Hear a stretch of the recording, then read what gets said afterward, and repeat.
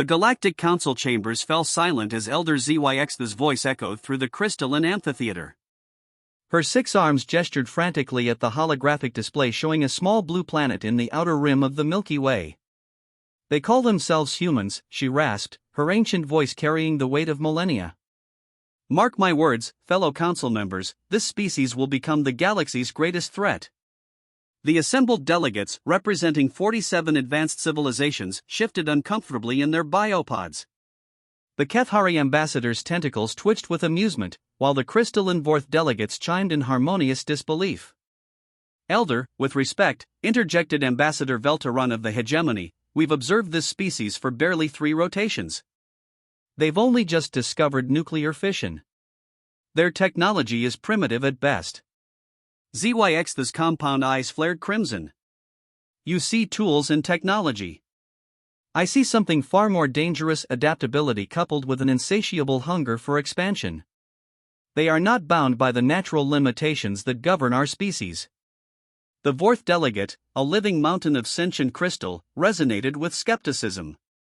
"The humans possess no telepathic abilities, no quantum manipulation, no dimensional transcendence. They are trapped in linear time and 3-dimensional space. How could such limitations threaten civilizations that have existed for epochs?" "Because," ZYX said, her voice dropping to an ominous whisper, "they do not accept limitations." The warning fell on deaf ears. The council voted unanimously to classify humanity as a Class C developing species, worthy of observation but requiring no intervention. 50 years passed. Dr. Sarah Chen stood in the command center of the Persistence, humanity's first interstellar vessel. The breakthrough had come not from mastering exotic physics, but from engineering resilience into every system. Where other species had developed elegant solutions, humans had built redundant, self-repairing, adaptive systems that could function in any environment. "Quantum drive is holding steady," reported Commander Okafor. "We should reach Kepler 442b in 6 months." Sarah nodded, studying the data streams flowing across her neural interface. The ship wasn't the fastest in the galaxy, they detected faster-than-light signatures from dozens of other civilizations. But the Persistence was different. It learned, adapted, and improved itself during flight. Every challenge made it stronger. The first contact came 3 months into their journey. "Unknown vessel," the translation matrix converted the alien communication, "you are trespassing in Kethari territorial space. Reduce velocity and prepare for inspection." Sarah felt her pulse quicken. First contact protocols had been drilled into every crew member, but facing an actual alien intelligence was different. The Kethari ships appeared on sensors. Sleek, bioorganic vessels that moved with impossible grace. "This is Captain Chen of the human vessel Persistence," she transmitted. "We mean no harm. We are explorers seeking peaceful contact with other civilizations."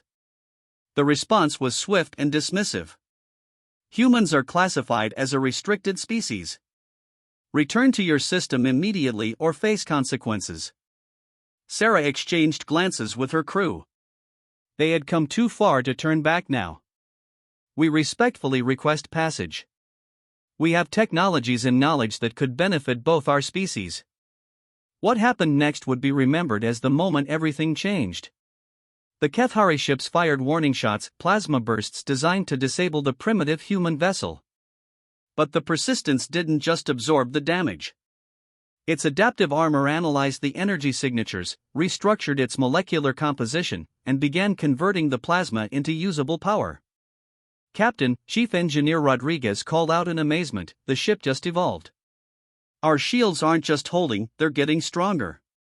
The Kethari, seeing their weapons ineffective, escalated to full combat power. Energy beams that could vaporize asteroids struck the Persistence only to be absorbed and redirected. The human ship began to replicate the alien technology in real time, its adaptive manufacturing systems producing components that shouldn't have existed. Within hours, the Persistence had not only survived the attack but had reverse-engineered technologies that had taken the Kethari millennia to develop. The emergency session of the Galactic Council convened as reports flooded in from across known space. Humanity had not stopped with one ship. They had launched hundreds, each one learning from the encounters of the others. Every challenge, every attempt to contain them, only made them stronger. Elder ZYX, now ancient beyond measure, stood before the panicked assembly. "I warned you," she said, her voice heavy with resignation. "You saw their limitations and thought them weak. But what you fail to understand is that humans don't accept limitations, they see them as problems to be solved." The holographic displays showed the impossible spread of human presence across the galaxy. Their ships didn't conquer worlds, they transformed them, turning barren planets into gardens, dead systems into thriving ecosystems. But more disturbing was how they treated other species. "They don't enslave conquered races," reported the Vorth delegate, its crystalline structure dimmed with confusion. "They invite them to join their expansion. Many are accepting, indeed, entire civilizations were abandoning their ancient homeworlds to join the human diaspora." The Zendali had integrated their meditation technology with human adaptive systems, creating beings capable of existing in pure energy states. The Morthe K had combined their hive-mind intelligence with human individualism, resulting in collective intelligences that retained personal identity. "They don't destroy," ZYX observed, studying the reports. "They incorporate. They adapt. They improve everything they touch, including themselves." The final blow to galactic civilization as it had existed for millions of years came when humans made contact with the Kthan, a race of pure energy beings thought to be untouchable by physical species. Within a decade, humans had learned to upload their consciousnesses while maintaining their biological forms. They existed simultaneously as matter and energy, thought and substance. Ambassador Chen, descendant of the first interstellar explorer, stood before the reformed Galactic Council. But now, representatives of dozens of species bore hybrid characteristics, their evolution accelerated and guided by human adaptive technologies. "The elders were right to fear us," she admitted to the assembly. "But not because we would destroy. We are dangerous because we cannot be stopped from growing, changing, and improving everything we encounter." She gestured to the diverse beings around her, former enemies now transformed into something greater than the sum of their parts. "We didn't conquer your galaxy. We evolved it." Elder ZYX, her consciousness now existing in both biological and digital forms thanks to human technology, spoke from her hybrid existence. "The stars themselves are changing. Humanity has proven that nothing can resist adaptation when it is coupled with an unwillingness to accept the impossible."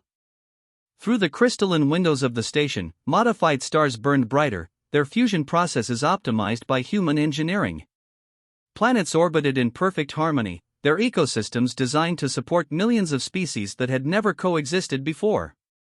The galaxy had been transformed not by conquest, but by an irresistible force of adaptation that recognized no limits, accepted no impossibilities, and saw every challenge as an opportunity to become something greater. The elders had been right to warn the stars. They had simply underestimated what resistance to humanity actually looked like, not destruction, but transformation into something unimaginably better.